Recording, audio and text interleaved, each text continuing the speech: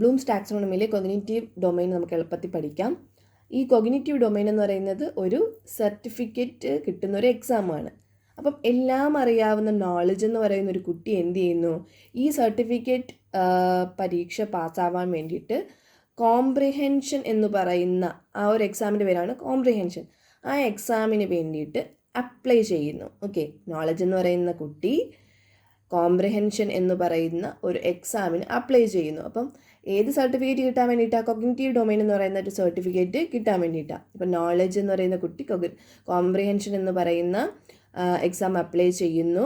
അങ്ങനെ അവർ എന്ത് ചെയ്യുന്നു, ആ കൊണ്ടുപോയ സർട്ടിഫിക്കറ്റ്സ് ഒക്കെ അനാലിസിസ് ചെയ്യുന്നു അല്ലേ.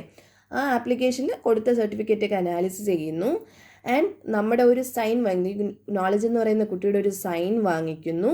അത് കഴിഞ്ഞിട്ട് കൊടുത്ത ഡീറ്റെയിൽസ് എല്ലാം അവർ എക്സാം നടത്തുന്ന ആൾക്കാർ എന്ത് ചെയ്യുന്നു, ഇവാലുവേറ്റ് ചെയ്യുന്നു അല്ലേ. ഇത് ഇങ്ങനെ ഒരാളുണ്ടോ, ഈ പറഞ്ഞ ഡീറ്റെയിൽസ് ഒക്കെ കറക്റ്റ് ആണോ എന്നുള്ളത് ഇവാലുവേറ്റ് ചെയ്യുന്നു അല്ലേ. അപ്പം knowledge, comprehension, application, analysis, synthesis, evaluation.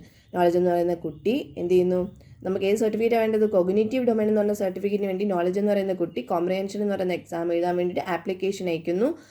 അങ്ങനെ ആ ആപ്ലിക്കേഷനിലെ ഫോംസ് ഒക്കെ അനാലിസിസ് ചെയ്യുന്നു. ആ കുട്ടിയുടെ സൈൻ വാങ്ങിക്കുന്നു. അവരെന്ത് ചെയ്യുന്നു, എക്സാം നടത്തുന്ന ആൾക്കാർ എല്ലാം ഇവാലുവേറ്റ് ചെയ്യുന്നു അല്ലേ. സർട്ടിഫിക്കറ്റ് ഇങ്ങനെ ഒരാളുണ്ടോ എന്നുള്ളതൊക്കെ ഇവാലുവേറ്റ് ചെയ്യുന്നു.